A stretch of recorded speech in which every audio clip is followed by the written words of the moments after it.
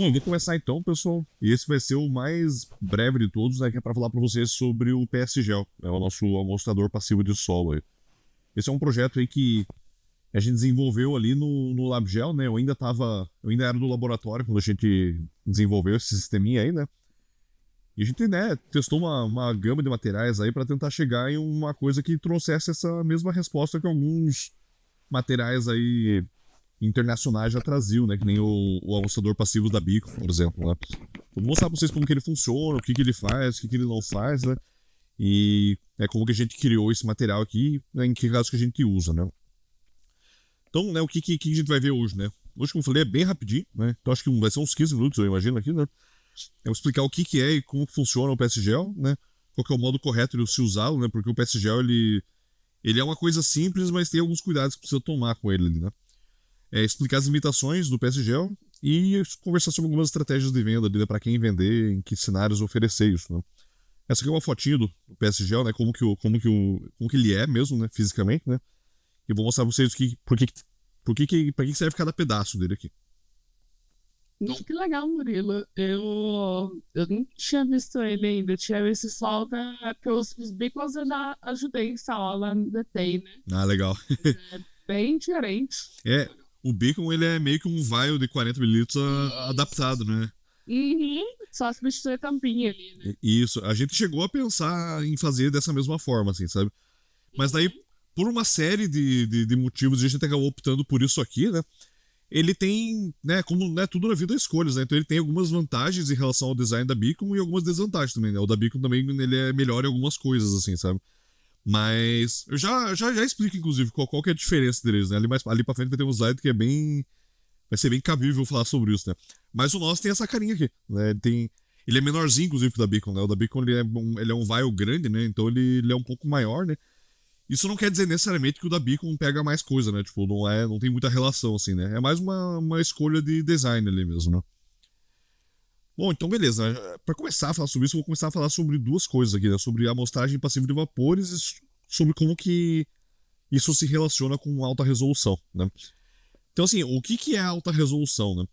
Esse é um termo, assim, que, né, para as pessoas daqui, né, eu acho que a Ana já esteve em alguns treinamentos aí que a gente deu aí em órgãos ambientais, coisas assim, né? O Leonardo, né, costuma apresentar ali sobre alta resolução, né? E, né, ele explica ali para o pessoal o que é isso, né? O que a gente pode chamar de alta resolução, né?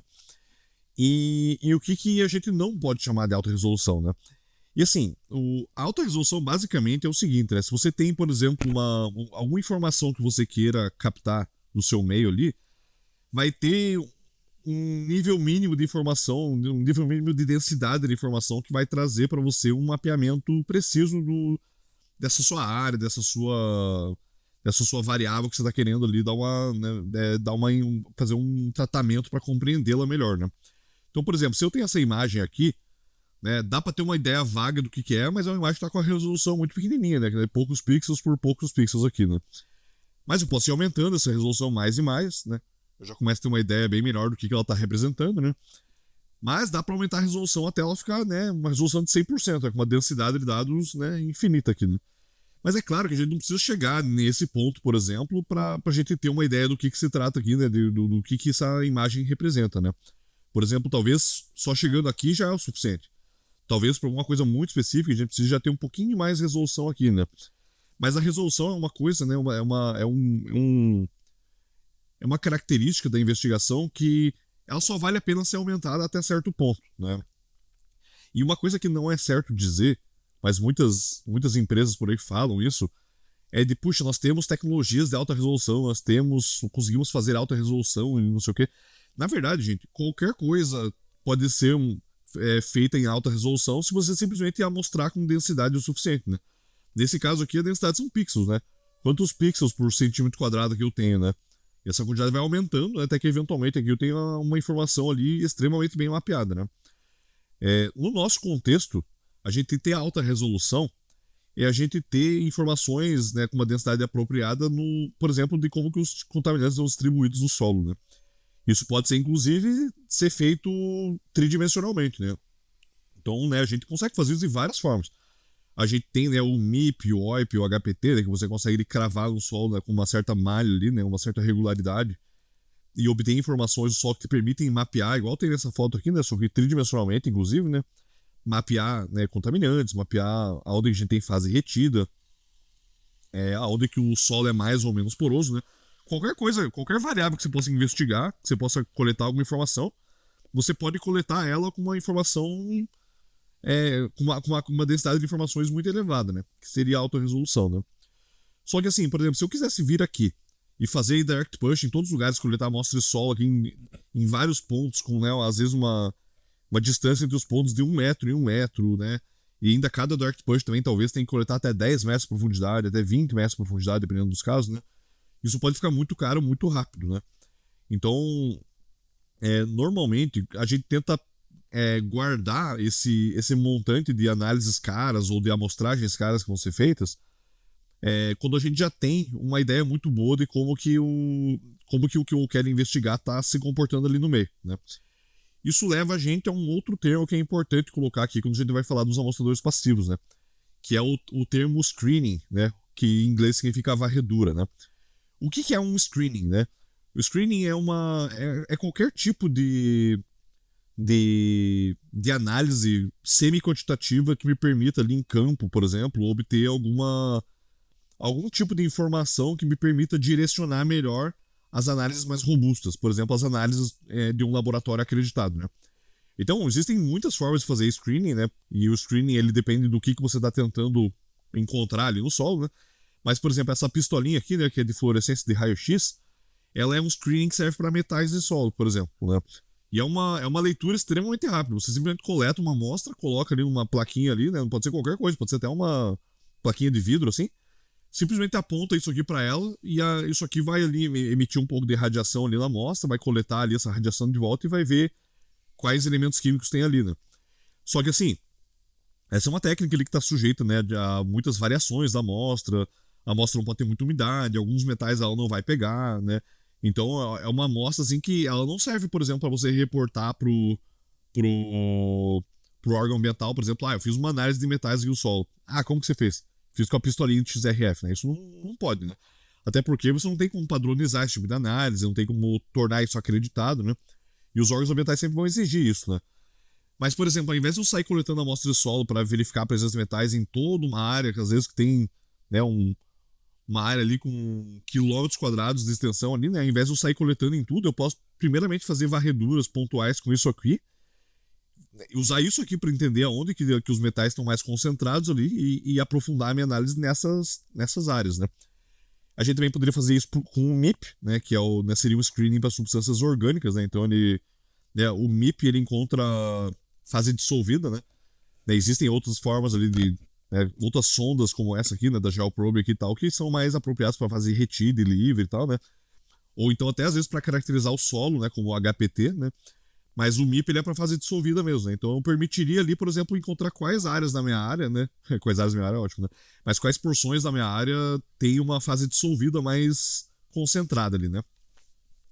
E uma outra forma, que é a forma da qual a gente vai falar hoje, né, de fazer uma varredura, usando esses amostradores passivos, né? Que a gente chama de PSG, né? Que é uma sigla que no inglês significa Passive Soil Gas, né? Então, né, vapores passivos do solo, né?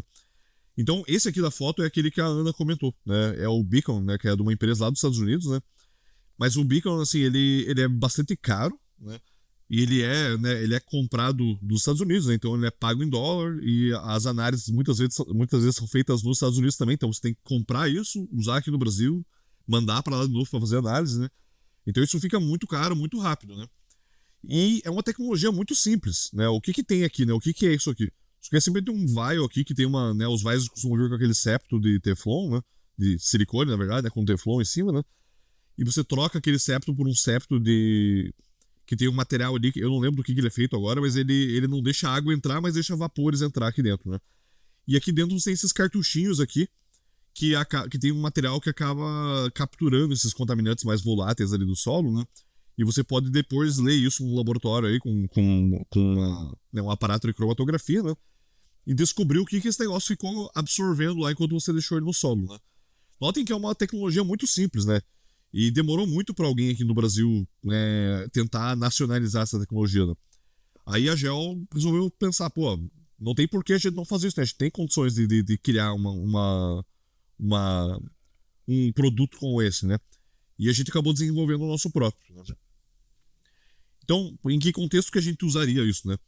Quando a gente tem ali, né, os contaminantes que fazem, né, a intrusão de vapores, né? A gente, né, tem aqui, por exemplo, aqui eles chamam de fonte de contaminação, né? Source aqui, né? Só que na verdade não é bem uma fonte, é uma fonte secundária, né? Um óleo que, né, acabou vindo parar aqui, né, de alguma forma, né?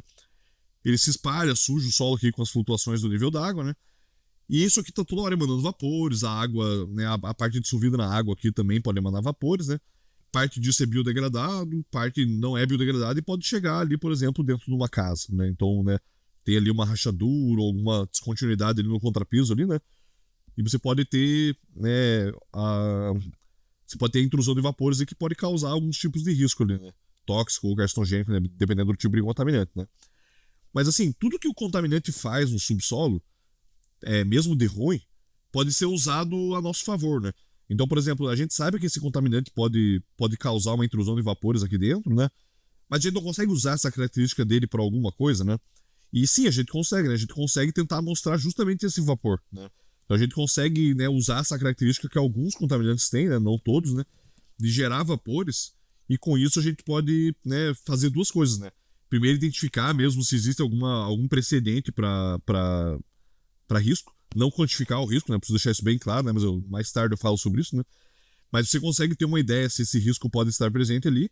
E também, se você estiver falando de uma área industrial muito grande, isso te permite também restringir ali o teu escopo de amostragem para que você não precise ficar, né, transformando o solo do lugar num queijo suíço lá dentro do ArcPush que você vai fazer, né? Sem nem saber se você vai encontrar alguma coisa, né? Então é melhor fazer uma amostragem desse tipo antes, que pode ter, né, ter potencial para ser muito mais barata, né? Especialmente agora que a gente nacionalizou isso, né? Então, como que foi essa nacionalização, né? O que nós temos aqui, né? Então, esse aqui é o nosso PS Gel, né? Então ele tem aqui esse invólucrozinho aqui de inox, né? O inox é legal porque ele se preserva bem, né? Ele pode, né, ser enterrado ali no solo sem muitos problemas, né? E ele tem esses furinhos aqui, né, que permitem a entrada de vapores aqui dentro desse cartuchinho, né? E o que tem aqui dentro, né? Se eu abrir essa tampinha aqui, né? Isso aqui dá pra desrosquear aqui, né? Eu tenho dois cartuchinhos aqui, né? Igual o da Beacon tinha dois cartuchos dentro também de cada unidade ali, né? E o que tem aqui, né? Esse cartuchinho aqui, essa parte que vocês estão vendo aqui, é uma fibra de vidro, né? Enroladinha aqui. E aqui é só né, isso aqui é uma fita, um termoplástico aqui que é usado para selar, né, a pontinha, né, porque ele tem um buraquinho aqui, né? E dentro desse cartuchinho aqui, né, aqui no interior da fibra de vidro aqui, tem um tipo de polímero especial que, né, a gente tá adquirindo aí e tal, né, a gente tá importando ele, né, não tem nenhum material desse tipo aqui no Brasil, né? E esse polímero, ele tem a característica de interagir muito bem com alguns contaminantes que a gente lida, né, aqui no nosso dia a dia, né? Principalmente contaminantes apolares e que costumam, né, ter uma volatilidade ali, né, razoável, né? Então, assim, ele funciona pelo princípio da adsorção. Ele funciona pelo mesmo princípio que o carbon gel funciona, né? Que é o quê, né? O carbon gel você injeta ele ali no solo, né? E eu retiro contaminantes da água que ficam presos na superfície do carbon gel, né? Aqui acontece a mesma coisa, só que aqui, ao invés de eu estar falando dos compostos que estão na água, eu estou falando dos compostos que estão no ar do solo, né? Porque o ar também é uma solução. Você também tem solutos ali no ar, né? Só que no ar, ao invés de a gente falar em concentração, a gente fala em pressão parcial, né? Mas é basicamente a mesma coisa, né? É uma forma de você mostrar qual que é a proporção de um certo componente que tem numa mistura gasosa ali, né? E da mesma forma que o contaminante ali, né, quando ele tá na água subterrânea, ele prefere ficar no carbon gel do que na água subterrânea.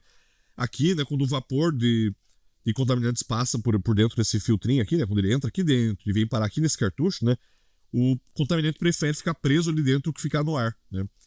Inclusive, uma coisa, né, só por curiosidade aqui, né, o carbon gel, ele tem potencial para ser usado até para isso, né, até para esses cartuchinhos aqui, né. Porque o carbon gel captura muito bem esses contaminantes, né? E pelo mesmo princípio, inclusive, né? Só que o carbon gel, as partículas dele são tão fininhas que você não consegue produzir esse cartucho direito, na verdade. Ele, né, o carbon gel ele cai pelo meio dos buraquinhos dessa fibra de vidro aqui, né? E ele também faz muita sujeira e tal, né? Ele tem alguns probleminhas ali, né? Esse polímero aqui, né? Tipo, super absorvente que a gente usa para fazer essa absorção aqui, né? Ele é mais fácil de trabalhar com ele, mais fácil de montar os cartuchos, né? Ele absorve bem os compostos também, né? E ele é facilmente regenerado, né? Então, quando você, né, enterra esse negócio ali no local, ele vai, né, capturar os contaminantes, né? Mas você consegue limpar esse cartucho de novo e deixar ele zerado para ele funcionar novamente, né? Mas, né, uma coisa que é importante, assim, deixar claro, é que ele não pode ser reutilizado infinitas vezes, né? Vai ter uma hora ali que esse cartucho, né, ele não vai mais prestar, né? Mas a gente consegue fazer pelo menos uns 5 ciclos, mais ou menos, ali, com cada cartucho ali, né? Que ele ainda vai ter uma performance, né, bem próxima do 100% de capacidade dele, né? Mas ele realmente não é utilizável ad infinito, né? Uma hora ele vai precisar ser trocado mesmo. Por isso que, né, de vez em quando a gente tem que comprar novos materiais ali para fazer esse cartuchinho, né? E como que ele funciona, então, né? Como que a gente instala esse negócio aí? É bem simples, né? Você precisa fazer ali um buraquinho no solo, que você consegue fazer ali com uma furadeira mesmo, né? Porque o amossador passivo é pequenininho mesmo, né? Normalmente, você faz isso a uns 10 centímetros de profundidade no mínimo, e no máximo 1 metro e meio, né? Normalmente é isso, tá? E uma coisa que é importantíssima, né? Mas isso é uma coisa, né, pra galera da célula técnica aí se preocupar, e pra galera de campo também ficar atento na hora da instalação, é que o amossador passivo, tanto o PSGL quanto qualquer outro amossador passivo, ele tem que ser instalado na zona vadosa do solo.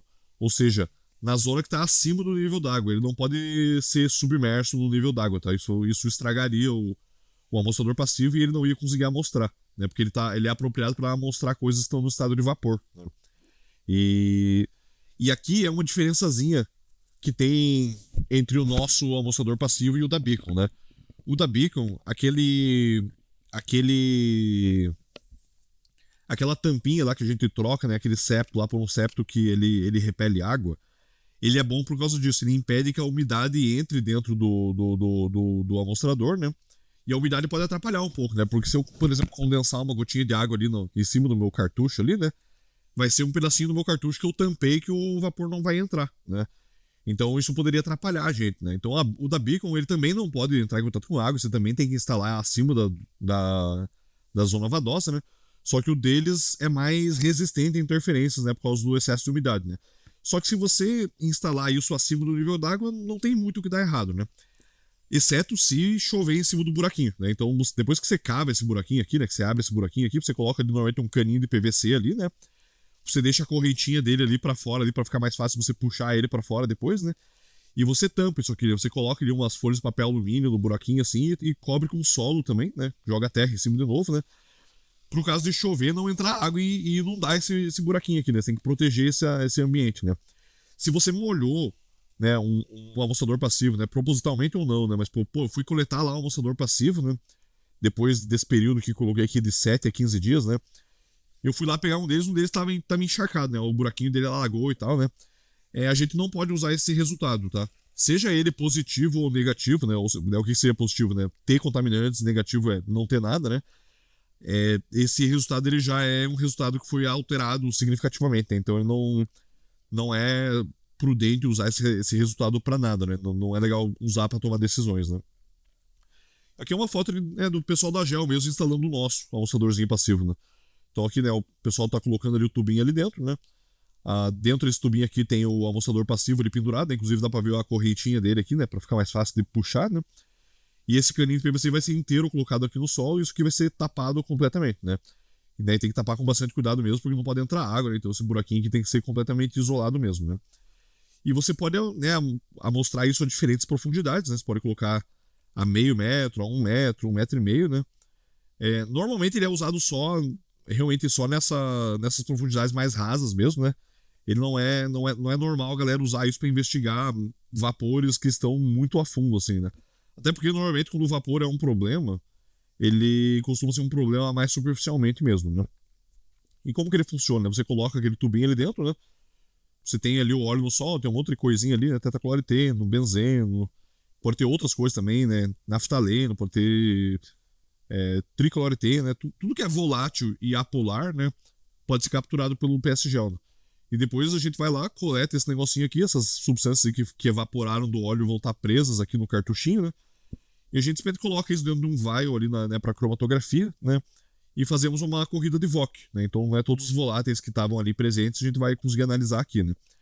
Mas tem uma diferença muito grande de uma análise de VOC de um PSGel para uma análise de VOC de uma amostra de água subterrânea ou de solo mesmo, né? E a diferença é o seguinte, né?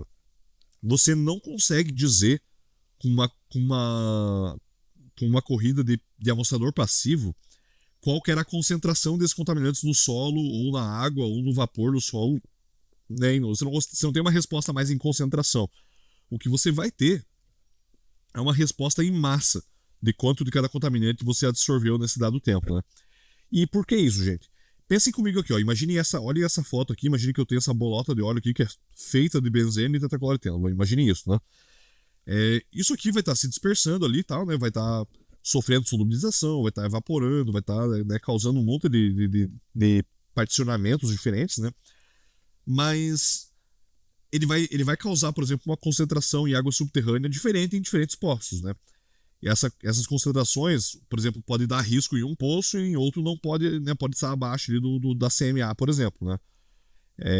Em outros lugares ali pode ter alguma coisa ali que está direcionando o fluxo de vapores mais para um lado, então em um lado tem muito vapor e no outro não tem nada, né?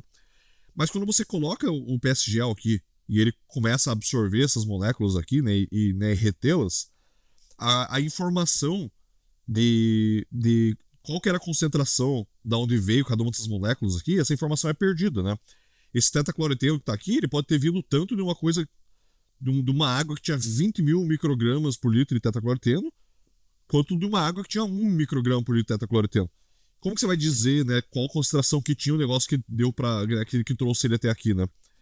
Daí talvez algum de vocês esteja pensando assim, poxa, mas não tem como fazer essa correlação? Por exemplo, se eu tenho uma água subterrânea com uma concentração X, a uma distância Y ali do meu ponto, e o meu tubinho ali tá num buraquinho, tem um volume tal de ar ali dentro, tá? Não tem como eu prever ali qual que é a concentração que tem na água subterrânea, baseado na massa que eu peguei aqui no amostrador passivo, e daí converter isso, né? Então, duas coisas sobre isso. Primeiro, que não tem como fazer isso, tá? Porque esse processo de absorção, que ele é um processo irreversível, né? Então ele não preserva essa informação, né? E assim, ele não preserva até porque essa taxa de volatilização também varia de tempos em tempos. O volume de poros ali vai interferir também, o volume de poro não vai ser o mesmo para cada moléculazinha que vai chegar até o amostrador passivo, né? Então todas as informações do que tinha ali antes vão acabar se perdendo, né, e ficando difusas ali nessa minha análise final, né? Mas eu ainda consigo dizer que quanto mais perto o meu amostrador passivo tiver de uma fonte de vapor, mais vapor ele vai capturar, né? Então eu começo a conseguir ter ali um uso para essa análise que não está atrelada, né, ao fato de você ter uma concentração mesmo no final, né? Então esse é o primeiro ponto, né, dessa resposta, né? O segundo é que mesmo que fosse possível fazer essa conversão e eu tivesse certeza absoluta ali, não, eu tenho 99% de confiança aqui que o meu resultado de água subterrânea ia ser tal por causa da minha massa tal aqui no amostrador, né? Ainda assim, o órgão ambiental não ia aceitar isso, porque o órgão ambiental ele quer uma amostra direta, né, que foi feita ali, uma análise que foi feita diretamente no solo, diretamente na água, para você tomar decisões ali com uma coisa que é representativa do local, né? E não uma coisa que passou por um monte de cálculos e fatores de correção, né? Então, mesmo se fosse possível, e não é, né, ainda assim não ia ser aceito pelos órgãos ambientais, né? Aí talvez alguém pense assim, pô, Murilo, mas eu vi um negócio uma vez da Beacon na internet aí que os caras colocaram lá uma equação para você conseguir calcular mais ou menos qual que é a concentração baseado no que o amostrador passivo pegou. Essa equação aí, eu já vi ela, né, melhor falando, né? E assim, ela não é uma boa forma de você extrapolar esses resultados, tá? Porque tem um monte de variações ali que não estão corretamente levadas em conta nessa equação, tá? Como eu falei, essa volatilização ela varia em função de um monte de coisas, né? Pressão atmosférica, temperatura do solo, temperatura da água, composição relativa do óleo, né? Ou seja, né, a fração do óleo que é aquele contaminante que você está falando. Um monte de coisa assim, sabe? E outras coisas que você não consegue nem quantificar em números direito, né? Como, por exemplo, condicionantes de fluxo de vapores no solo ali também, sabe? Então, né, às vezes o vapor vai mais pra uma direção do que pra outra e você não consegue dizer o quanto que tá indo ou não, né? Então, assim, não dá, sabe? Então, algumas pessoas querem, né, insistir em usar amostrador passivo pra isso, mas não tem como mesmo, sabe? E isso é um ponto importante até da gente levar pros clientes que a gente vai vender esse negócio, né? Porque qual que é a ideia do PSGel? A ideia do PSGel não é quantificar risco, porque o risco precisa de concentração, né? E a ideia do PSGel não é delimitar pluma, porque delimitar pluma você também precisa de concentração, né? Então, para que serve o PSGel? Ele serve para você localizar pontos quentes, né, hotspots ali de contaminantes na minha área, para eu não ter que fazer amostragens caras na área toda, né? Então eu posso fazer uma etapa adicional aqui com o PSGel antes do meu Dark Push, antes do meu MIP, HPT, OIP e tal, né? Para eu primeiro ver aonde que vale a pena investigar isso, né? Ao invés de sair aí fazendo essas amostragens caras aí, né? No final você ganha muito mais, assim, recurso com isso, né? Porque você acaba, às vezes, ali precisando mostrar uma fração de, sei lá, 10% da área toda, né? Que antes você teria que mostrar inteira se você não tivesse nada como o PSGel para te dizer aonde que vale a pena procurar o problema mesmo, né? E uma outra coisa também importante sobre o PSGel, né? Um outro ponto que tem que ser até conversado com o cliente em questão de prazo mesmo, é que eu coloquei ali um tempo mínimo de entre 7 a 15 dias, né? Para você deixar ali o PSGel em campo, né? Absorvendo contaminantes, né? Pra só então você ir lá, tirar ele do buraquinho e levar pro laboratório, né? E por que 2 semanas no mínimo, né? Eu coloquei 7 a 15, mas é quase sempre no mínimo 15 dias, assim, sabe? 14, 15 dias, né? Por quê? Porque, como eu falei ali, a evaporação dos contaminantes, ela depende de um monte de coisa que pode variar ali selvagemente ali, né, durante o período de exposição, né? Então, por exemplo, tá frio, então vai volatilizar menos. É de dia, volatiliza mais do que de noite, né? Tá chovendo, a água pode ter ali limpado um pouquinho o solo ali mais perto, ou pode ter até, quem sabe, né, se não tivesse sido tomado cuidado ali, inundado o PSG e tal, né? A pressão atmosférica pode variar, né? Então, assim, se você colocar o PSG por um dia só ali, em um dia você pode ter esse valor aqui, por exemplo, dele pegou 200 nanogramas, alguma coisa. No dia seguinte, no mesmo ponto, ele poderia ter pego ali uns 950, no outro umas 700, aqui de novo as 900, aqui ele não pegou quase nada, de repente lá na frente ele pegou mais um monte. E às vezes essa variação aqui, ela não é nenhuma variação da concentração de contaminantes no meio mesmo. A água subterrânea continua a mesma de sempre, o solo continua o mesmo de sempre. O que mudou foi a taxa de volatilização, que é exatamente o mecanismo que vai levar ali o contaminante até o amossador passivo, né? Então, se eu colocar ele por 15 dias, né, nesse período todo aí, o que eu vou ter é uma média ponderada desses valores aqui, né? Eu vou ali, em alguns dias eu vou pegar menos, outros dias eu vou pegar mais, depois menos, depois menos, depois mais, depois mais, depois menos, né? Isso por um tempão. E aí eu vou ter uma figura mais ponderada, assim, do que está realmente acontecendo nesse local, né? E aí, isso ressalta, inclusive, o quanto que você não pode usar isso como um retrato da concentração no meio, né?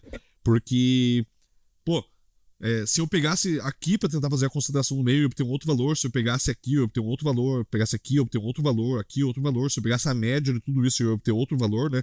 E nenhum deles reflete exatamente o que é o meio, né? Então, né, ele não vai servir para isso. Mas como eu disse, se você, por exemplo, pegar uma área inteira ali, um posto de gasolina, por exemplo, em todos os postos de amostragem, você colocou ali um amostradorzinho ali, né? Todos eles vão estar sujeitos a essas mesmas variações, né? Então, em todos eles ali, quando tiver ali uma queda ali na volatilização, vai ter uma queda em todo mundo. Quando tiver uma alta, vai ter uma alta em todo mundo, né? Então, eles vão estar representando o mesmo lugar, eles vão ter todos capturados ali as mesmas influências do ambiente mesmo, né? Mas uns deles vão estar mais próximos da fonte de vapor do que outros, né? Então, quando você fizer depois um mapa, né, com todas as informações que você obteve ali, você vai conseguir localizar claramente aonde que esses contaminantes mais provavelmente estão, né? E, né, para mostrar o que isso significa na prática, né, eu trouxe esse exemplo aqui, que é de uma área da VLI, né, inclusive, né, aqui são os trilhos dos trens lá da VLI, né? E essa área aqui, como um todo, poderia, né, tá com contaminação, né? Porque, né, tem poços, né, com concentração de TPH aqui em vários pontos, né? Só que para fazer a remediação e tudo mais, né, os poços e nada é a mesma coisa, né? Você tem que ter a amostra de solo coletada com direct push ali e tal, né? Mas, putz, vou coletar direct push aonde, né? Ainda mais nessa área aqui que tá cheia de trilho de trem, um monte de coisa, infraestrutura, vagão atrapalhando ali, né? eu tenho que conseguir direcionar melhor essa amostragem, né? Porque se eu sair, né, fazendo Dark Push aqui em todo o local, né, eu vou estorvar um monte de pessoal de lá, né, porque né, tem que ficar levando lá, né, a máquina para cravar né, a sonda ali, né, em todos esses pontos aqui. É difícil de mobilizar a máquina aqui ainda por causa da estrutura, né? E boa parte dessas amostras vão vir sem contaminação, né? Porque a contaminação ela pode não estar espalhada numa área tão grande assim, né? Então o que foi feito lá, né? Foram feitos aqui todos esses pontos aqui. Cada um desses pontos aqui é um amostradorzinho passivo que foi colocado lá. É um PSGLzinho ali, né? Aquele tubinho ali, né? Foi aberto o buraquinho ali, colocado o cano de PVC, colocou, né, o PSGL lá dentro, impermeabilizou o tubo, fechou, né? E deixou por 15 dias, né? Depois de 15 dias, então, a gente fez uma análise de VOC nesses tubinhos aí, e o resultado foi esse aqui, né? Isso aqui é a pluma de BTX. Nossa, ignore esse título aqui, eu acho que eu reciclei esse slide aqui, eu dei um Ctrl+C, Ctrl+V pra pegar pra pegar o layout de uma outra apresentação e acabou, né? Esquece que não tem nada de peroxigel nem DRC nessa apresentação, né? E depois o Rubem corrige isso no vídeo pra mim, né? Mas enfim, aqui, então, esses valores aqui, agora que estão em vermelhinho aqui, são valores de concentração de massa de contaminantes ali que o amostrador passivo pegou. Então vejam que tem alguns pontos que ele não pegou quase nada. Aí aqui né, tem alguns pontos próximos entre eles aqui que já tem uma concentraçãozinha mais alta. Aqui teve um pontozinho, aqui teve alguma coisinha um pouco maior também, né?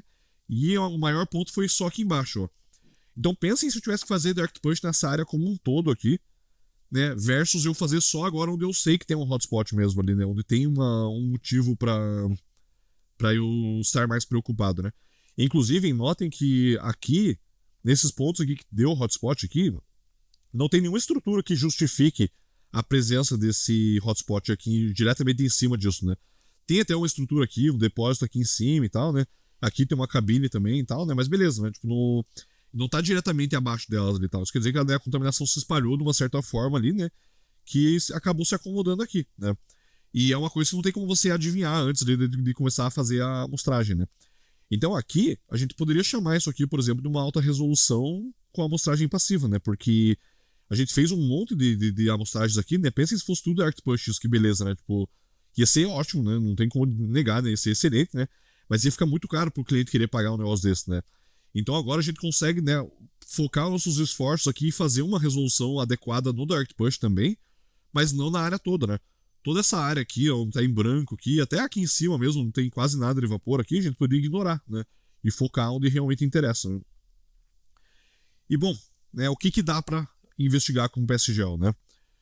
Tudo que é volátil a gente consegue investigar, né? Então, né, benzeno, toluene, benzeno chilenos, o PCE e o TCE.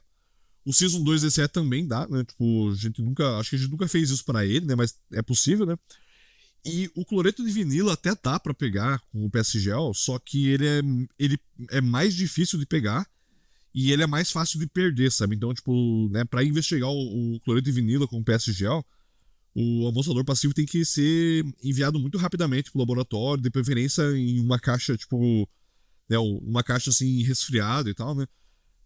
Óbvio que não em contato com gelo ali e tal, né? Porque ele já derrete, né, e entra umidade no PSGel, né? Mas, né, ele é bom ele ir resfriado mesmo para minimizar a volatilização, né? Porque o cloreto de vinilo ele é um gás mesmo, né? A temperatura ambiente, não é só volátil. Ele é realmente um gás, né? Então ele é perdido muito facilmente, né? E ele já não pega tão bem assim no PSGel, né? Porque o cloreto de vinilo ele não é tão apolar assim, né? Ele já é mais solúvel em água mesmo, né? Outras coisas que dá para pegar, alguns HPAs mais leves, como naftaleno e o antraceno, dá para você pegar com o PSGel também. Só que é um pouquinho mais difícil você detectar os HPAs no PSGel, porque os HPA normalmente eles são uma fração muito pequena do todo de hidrocarbonetos que tem no diesel, né? Ainda menos ainda na gasolina, né? A gasolina você pega vendo o BTX, né? O BTX é um indicador muito bom da gasolina, especialmente quando você não tem um perfil de TPH mesmo, você já tem BTX pra caramba, né? Isso indica a presença da gasolina ali, né? Mas a gasolina tem naftaleno também, né? Só que o naftaleno ele é um indicador menos bom, né? Porque tem muito pouco dele e ele volatiliza bem menos que o BTX, né? Mas se você tiver uma área com um vazamento muito grande de diesel, tipo, muito grande mesmo ali, você consegue sim fazer uma amostragem passiva de alguns compostos, né? Incluindo o naftaleno e o antraceno que tem no diesel, né? E às vezes até alguns TPHs alifáticos leves, né? Que nem o decano, dodecano, né? que também são mais ou menos voláteis ali, né? O suficiente para você conseguir pegar um pouco deles ali, né? E você consegue analisar isso também, né? E mostrar ali onde que poderia estar um hotspot de diesel, por exemplo, na sua área, né? E, bom, para quem vender isso aqui, né? Postos de combustíveis é uma oportunidade excelente, né? Porque todo posto de combustível ali enche o solo de BTX, né? Então, né, é um composto muito fácil de investigar com o PSGel, né? E os postos de combustíveis, eles costumam ter problemas de orçamento para conseguir fazer ali o pagamento de todas as amostragens de direct push, até a instalação de postos, às vezes é difícil mesmo, né? Porque, né, às vezes são empreendimentos menores mesmo, que não tem uma grana muito boa para pagar tudo isso, ou às vezes tem um fiscal ali também que sempre tenta baratear o processo como um todo, não está muito afim de investigar. Então, né, para eles fazer a sugestão do PSGel é muito bom, porque a gente consegue reduzir muito o escopo do que a gente precisa, né, furar lá o solo dele, que é o que vai realmente custar mais caro para eles, né? E daí todo mundo sai feliz, né? Porque eles pagam menos para ter investigação e a gente ainda consegue fazer investigação para poder remediar direito depois, né? Então a gente ainda vai precisar fazer o direct push, né? Mas a gente pode reduzir ali dezenas e dezenas de pontos para alguns poucos pontos ali, né? Que já vão, né, trazer uma informação de onde que a gente precisa injetar, como que a gente precisa injetar, aonde que está o óleo retido no solo mesmo, né? Tudo isso baseado, né, nessa análise prévia, né, nesse screening com o PSGel, né? E aqui, né, até fiz um comentário aqui, né, que a oferta do PSGel faz mais sentido quando o cliente ainda não tem uma investigação, né? Ou quando existe uma investigação meia boca feita por uma outra consultoria aí, né? Porque daí a gente precisa ter aquela conversa difícil com o cliente, né? De que a gente vai ter que fazer a investigação de novo, né? Daí ele, pô, mas eu já fiz a investigação, já fizeram um monte de coisa, já instalaram poço, já coletaram solo, né? E às vezes, né, coletaram, mas não acharam o que precisava achar, ou não coletaram, né, em quantidade ou resolução, né, adequada. Então a gente pode melhorar essa resolução, mas partindo, né, começando de leve aqui, né, com o PSGel, para só depois fazer os direct pushes e realmente, né, fazer a parte mais pesada do trabalho mesmo, né? Bom, o que ele tem de limitações, né? Como eu comentei ali, ele não dá informação de concentração no solo de jeito nenhum, né? Nem diretamente, nem indiretamente. Não tem conta no mundo que dê para fazer que permita vocês, né, estimar ali a concentração no solo, né? Se vocês procurarem na internet, vocês vão encontrar equações, mas eu já digo para vocês que não dá certo, tá? Não é simples assim, tá? Você vai conseguir chegar em uma coisa perto ali, tipo de um negócio que parece uma concentração mesmo de água subterrânea, mas você não tem garantia nenhuma de que aquilo reflete a condição do site, né? Então nunca dá para passar essa expectativa pro cliente de, fizemos o PSGel, então não precisa mais coletar água, não precisa coletar sol e tal. Não, vai precisar sim. A gente só vai saber melhor onde fazer isso, né? E, por consequência disso, o PSGel não é válido para avaliação de risco à saúde humana, nem para descaracterizar risco. Isso é importante, né? Porque essa é uma coisa que o cliente pode falar que eu até que concordo com ele, sinceramente, né? Pô, mas vocês colocaram um monte de PSGel aí e vocês nem acharam vapor. Isso não é o suficiente para descaracterizar o risco, porque o risco não está atrelado a vapor e tudo mais, né? Eu concordo que isso deveria ser o suficiente, sim, mas não é o suficiente, tá? Você ainda tem que ter uma análise acreditada de vapores, né? Então um TO15, por exemplo, ali, né? Subslab, alguma coisa ali. Né? Nem que seja uma ou duas em alguns pontos estratégicos aí e tal, para você realmente descaracterizar o risco por completo mesmo, né? Mas, infelizmente, só o PSGel não serve para isso, né? Outra coisa, o PSGel não é válido para delimitar pluma, nem mesmo pluma de vapores, tá? Por que isso, né? Porque o PSGel, ele, além dele, de novo, né? Ele dá informação em massa. Massa não é aceito para nada, porque você precisa, né? Toda análise de risco é baseada em concentração, não em massa, né? E essa informação da concentração é perdida ali na amostragem, né? Mas mais do que isso, o PSGel ele é representativo de uma média temporal ali no site, e não de um ponto só como uma amostra seria, né? Que é o que você usa realmente para delimitar as plumas, né? Então ele não serve para isso, ele serve para você refinar a sua malha de amostragem ali, né? E não precisar fazer tantas amostragens caras, né, no local ali, né, quanto você precisaria fazer sem eles, né? E por fim, né, apenas compostos que são aí razoavelmente voláteis podem ser detectáveis, né? Então você não consegue investigar metais com PSGel, você não consegue identificar, por exemplo, PCB, né, que é aquele negócio que tem óleo de transformador antigo lá, aquilo lá é nada volátil, né? Aquilo lá não volatiliza de jeito nenhum, né? Então não tem como avaliar dessa forma também, né?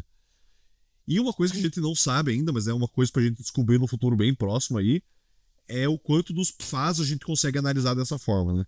Porque os PFAS, né, melhor falando, muitos deles são razoavelmente voláteis também. Tanto que já se fala hoje em dia sobre análise de voláteis para PFAS, né? Até para caracterização de risco também, né? No Brasil esse assunto é meio novidade ainda, né?